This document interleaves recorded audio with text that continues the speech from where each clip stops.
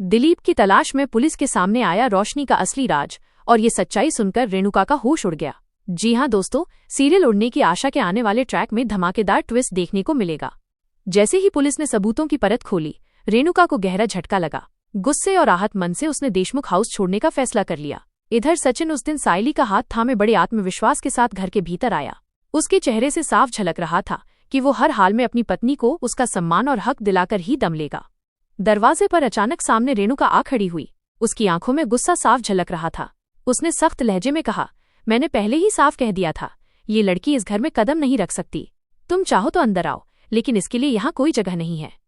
सायली का चेहरा थोड़ा उतर गया, लेकिन सचिन बिना डरे बोला, सायली सिर्फ मेरी पत्नी ही नहीं, मेरी जीवन संगिनी है।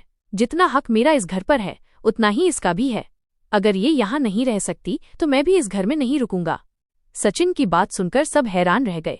पूरे घर में सन्नाटा पसर गया। तभी रेणुका गुस्से में बोली, अगर ये यहाँ रहेगी तो मैं नहीं रुक सकती, और गुस्से में अपना सामान उठाकर बाहर निकल पड़ी।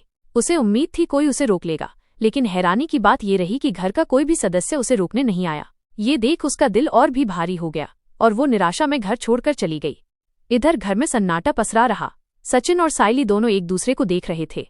एक तरफ सुकून था कि अब वे साथ रह सकते हैं, तो दूसरी तरफ घर के हालात से बेचैनी भी थी। इसी बीच हर जगह वही वायरल वीडियो चर्चा का विषय बना हुआ था। पुलिस ने भी अब सक्रियता दिखाते हुए जांच तेज कर दी।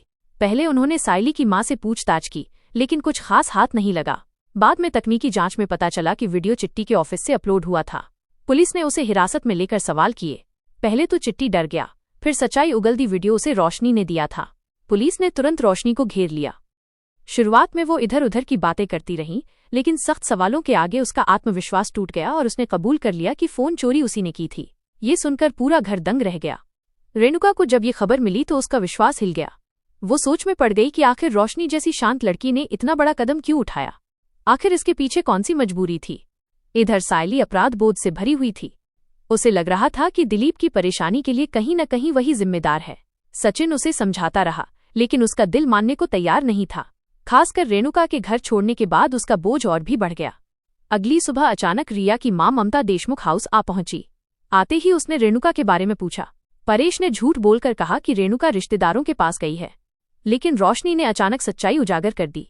ममता ये सुनते ही गुस्से में भड़क गई और पूरे परिवार को कोसने लगी।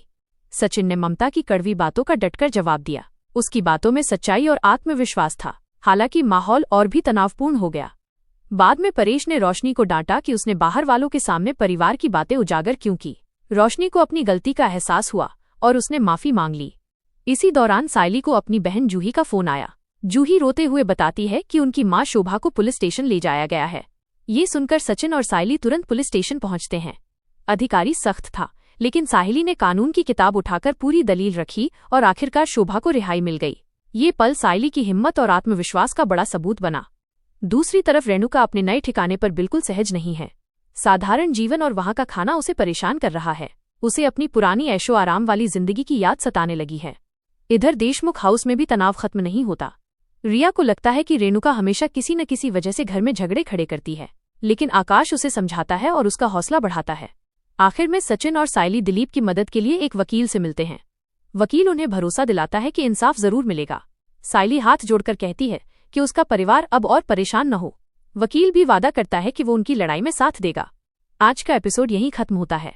अब देखने वाली बात होगी कि रोशनी ने चोरी किस मजबूरी में की। क्या दिलीप निर्दोष साबित होगा या फिर कोई और राज खुलेगा? और क्या रेणुका सायली को कभी स्वीकार कर पाएगी?